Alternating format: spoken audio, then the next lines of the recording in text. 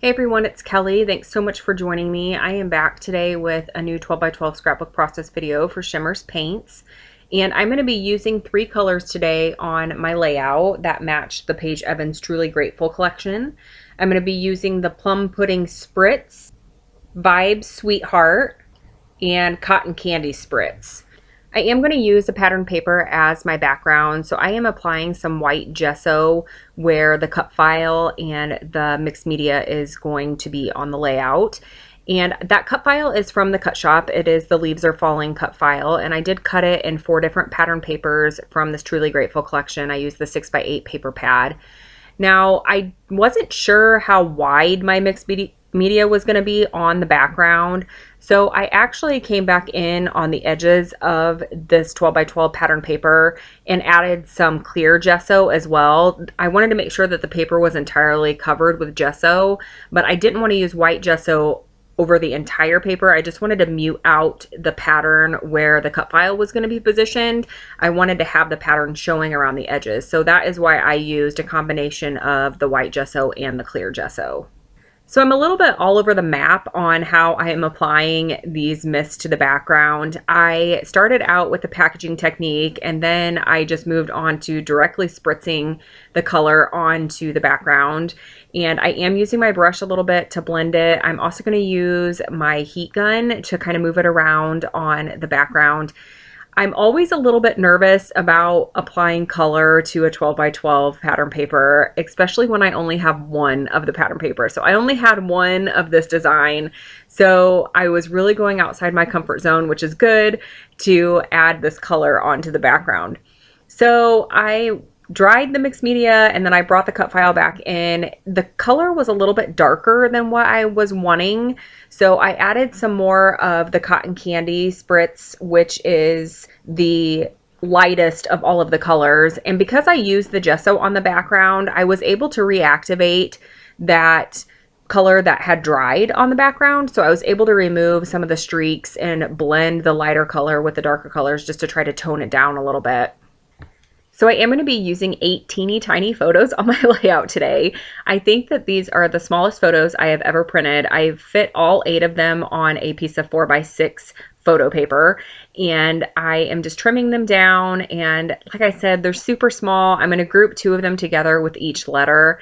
And the size of the photo doesn't really matter to me. I really like to mix it up. I know some people get really bugged when the photo is super small and everything else is really big, but this was the only way that I would have been able to fit all 8 of these photos on a single layout. And I feel like the photos do a lot of the storytelling, and it really limits how much journaling I have to put on my layouts, which journaling happens to be one of my least favorite things when it comes to scrapbooking. And I know that's terrible to say, but from a design aesthetic, I really sometimes have a hard time finding a place to put the journaling. I do add a few lines here, but I think because of all the photos, you get a really good concept of what's happening in the photos and what this layout is all about.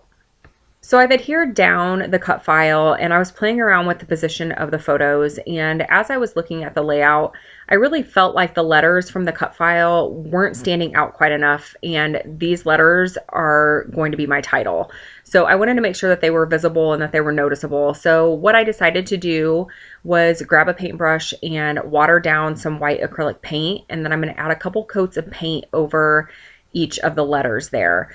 Now, the thing that I really like about this, because the paint is watered down, it is very transparent. So it's allowing some of that mixed media to show through, which is exactly what I was wanting. I did not want to cover up the mixed media entirely. I really wanted to make sure it was peeking around the letters and underneath those leaves and visible, but I wanted to make sure these letters popped, like I said. So adding this paint worked perfectly. So if you ever need to kind of tone down an area, you can definitely water down some acrylic paint. I thought about adding white gesso, but the white gesso that I have really turns a yellow color when it's dry, and that definitely was not the look that I was wanting to go for. So this ended up working out perfectly. So I'm going to go ahead and get that second coat applied, and because I'm applying such a thin layer of that paint and it is watered down, it does not take very long for it to dry, which is great because I tend to be very impatient when it comes to letting layers dry before I move on to something else.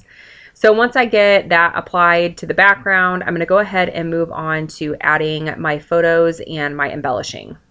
So all of the embellishments that I'm going to add are from the same Paige Evans Truly Grateful collection. I do add multiple die cuts from the die cut pack, and then I will bring in some of the puffy stickers. Actually, I think they're the thickers a little bit later on. And I thought about doing a tone on tone because each of these letters has just a little bit different color to it.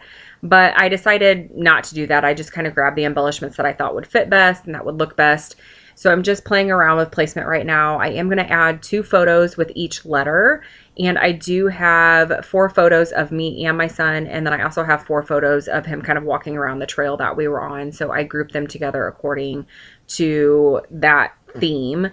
So here are the thickers that I was talking about, and they do have almost an epoxy texture to them. I'm going to add some of the little dots. I add a butterfly and I add a bird a little bit later on in the video. I am using tape runner right now to adhere everything down because I'm not 100% sold on the placement of things, and liquid adhesive is way more permanent than tape runner. I will go back in once I know that I'm happy with everything and add some liquid adhesive because that gesso that I added to the background, sometimes these things have a hard time sticking to gesso. So to make sure they're fully secure, I will add the liquid adhesive.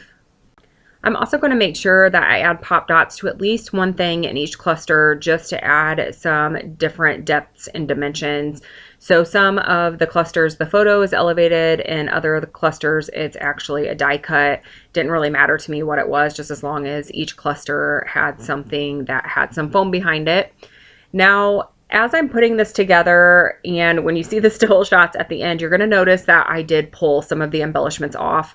When I was going to take the photos, I looked at it and it just felt really busy. So I decided that less was more in this instance, and I do remove a few things. So you'll notice in the still shots at the end that that word yes is missing. I also removed that purple flower from the bottom right hand cluster, and I also removed the bird from the bottom left hand cluster.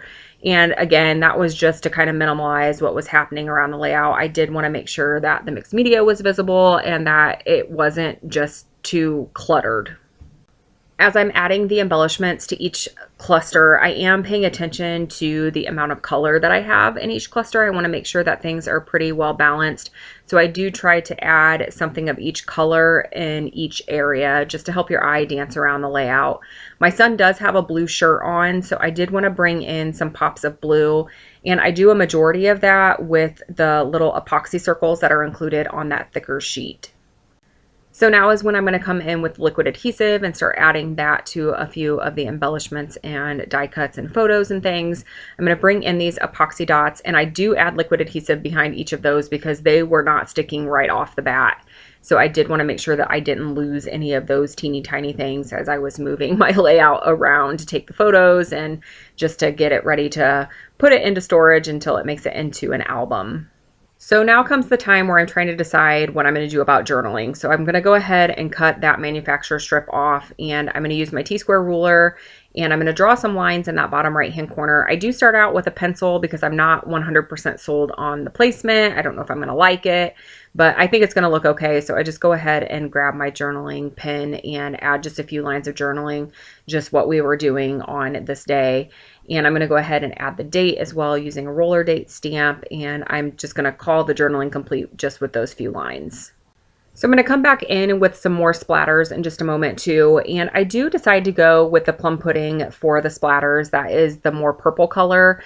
And I love this color. I used to not be a very big purple fan, but it is quickly becoming my favorite color. I tend to really gravitate towards it right now. So I'm going to add the plum pudding splatters. The Sweetheart and the Cotton Candy are both pink colors. The Sweetheart is a little bit richer, a little bit deeper color, but they are both absolutely beautiful. So I'm going to hold this up to the camera a little bit closer so you can see it in a little bit more detail. You will also notice in the still shots at the end that I did add hand stitching around each of those letters. Again, I just really wanted to help them pop off the layout. And you'll also notice the embellishments that I pulled from the layout. I do want to remind you, if you place an order at Shimmerz, to mention my name in the comments section of your order, and you will earn a free surprise in your order. So here are the still shots of the layout. I really like how this came together. I like the mixed media. I just love how mixed media can be used in so many different ways. It can be used very subtly, like I used it here, just peeking out behind embellishments, die cuts, cut files, or you can make a really big, bold statement on a layout. So there are so many fun ways to use these Shimmerz paints. I hope you have found some inspiration here, and I will be back again soon with a new layout and process video. Thank you so much for watching.